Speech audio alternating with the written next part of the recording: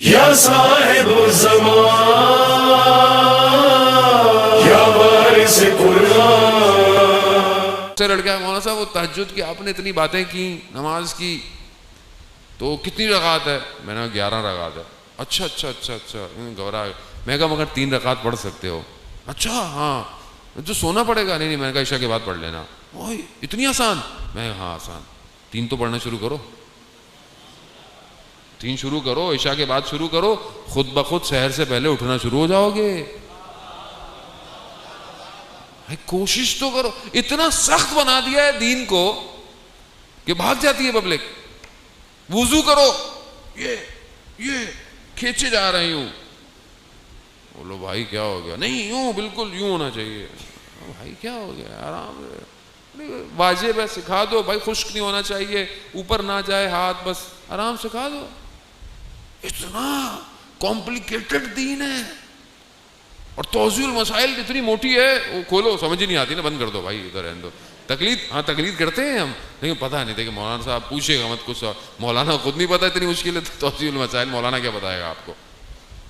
آج تک ہم آسان توضیح المسائل تو دے نہیں پائے معاشرے کو، کہ بھائی معاشرے کو آسان سی کتاب دوسری قوموں نے دیا. جوانوں کے احکامات، بچیوں کے احکامات، حجاب کے احکامات، آنکھوں کے احکام، الگ الگ چھوٹی چھوٹی بکس ہیں. اس کو بھی مزہ ہے پڑھنے میں. اتنی سخت ہے ہوتی ہے واقعی. یہ مطلب یہ ہمارا کام ہے علماءوں کا. میں اپنے آپ کو کہہ رہا ہوں کہ ہم علماءوں کا کام ہے کہ ان کو اچھے افعال آسان الفاظ میں پیش کریں.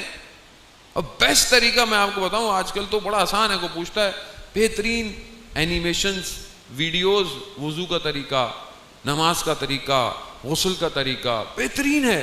انسان کو شرم آتی ہے کہ اس عمر میں پوچھوں گا مولانا کیا سوچیں گے. شرم نہیں کریں جانے محترم، یہ آخرت کا معاملہ ہے. یا آپ یہاں شرم کرتے رہے وہاں کرم پھوٹ جائیں گے آپ کے سارے.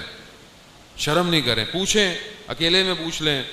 نہیں ہے تو انٹرنیٹ پہ سب موجود ہے، اور اس کو صحیح کریں. اور آسان ہے، دین بہت آسان ہے. ہمارا ایک دوست تھا عرب کا، یمن کا تھا، نہ جانے ابھی پتہ نہیں کس حال میں ہوگا. وہ ہم اس کو کہتے تھے بھائی تم تو عرب ہو، یہ ہماری طرح تلفظ صحیح کرا دو. وہ کہتا ہے بھائی کیوں اتنی ٹینشن میں رہتے ہو تم لوگ؟ بولا کیا اتنی ٹینشن ہے؟ بھائی نارمل عربی ہم نارمل ہیں، ہم لوگ، ہم عرب نارمل پڑھتے ہیں، آرام سے پڑھتے ہیں. تم لوگ بہت ٹینشن میں رہتے ہو عربی کے معاملے میں. واقعی نا ہمارے ساتھ ایسے ہی ہے.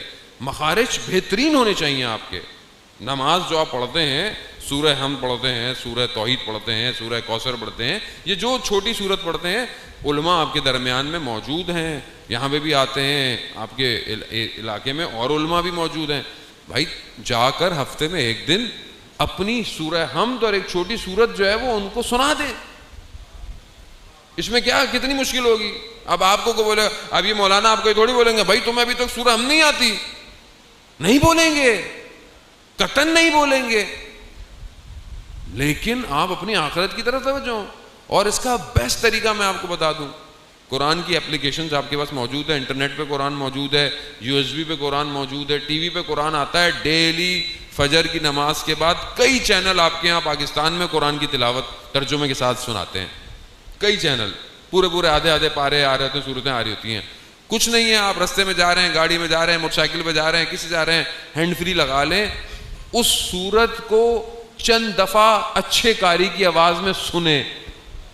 اچھے قاری کی آواز میں خود بخود آپ آٹومیٹکلی ٹیون ہو جائیں گے اس مخارج کے اندر.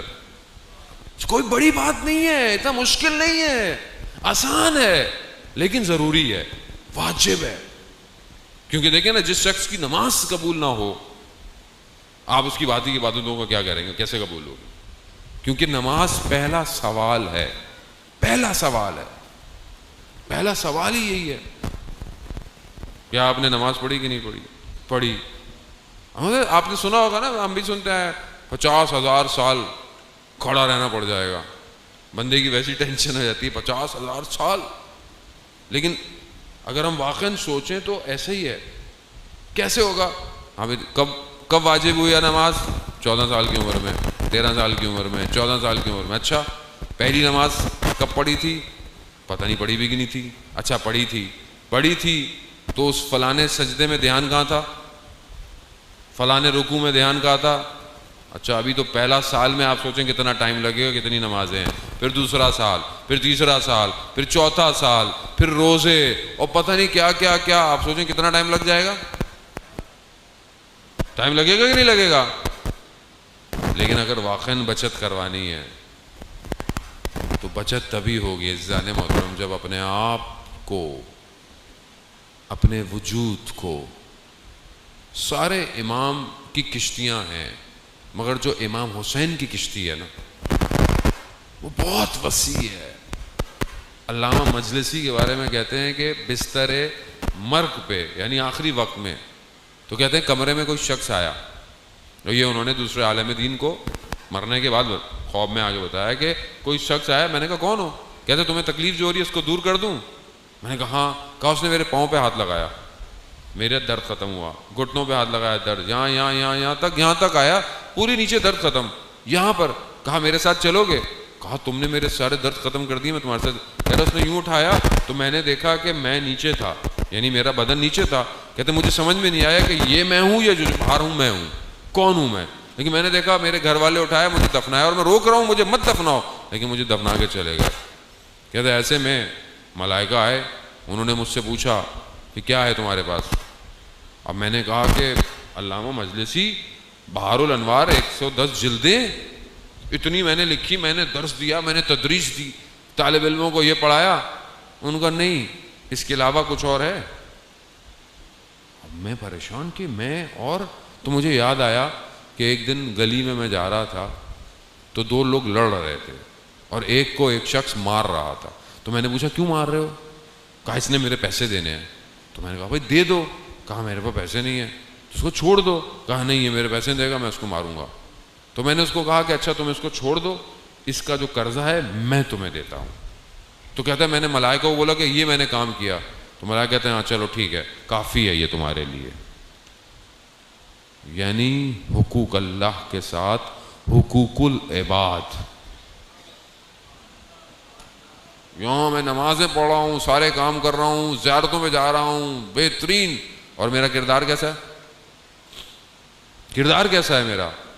کسی کا مال تو نہیں کھایا ہوا، کسی کو تکلیف تو نہیں ہے میرے وجود سے؟ نہیں، کردار، یہ کردار تھے کربلا میں عزیزان محترم، کردار پہنچے ہیں کہ آج جنہیں آپ سلام کرتے ہیں، یہ کردار نہیں ہوتے کربلا ایسی قائم نہ ہوتی جیسے قائم ہوئی ہے۔ یہی تو وجہ ہے کہ بار بار کربلا سننے کا کہ یہ کردار بنے۔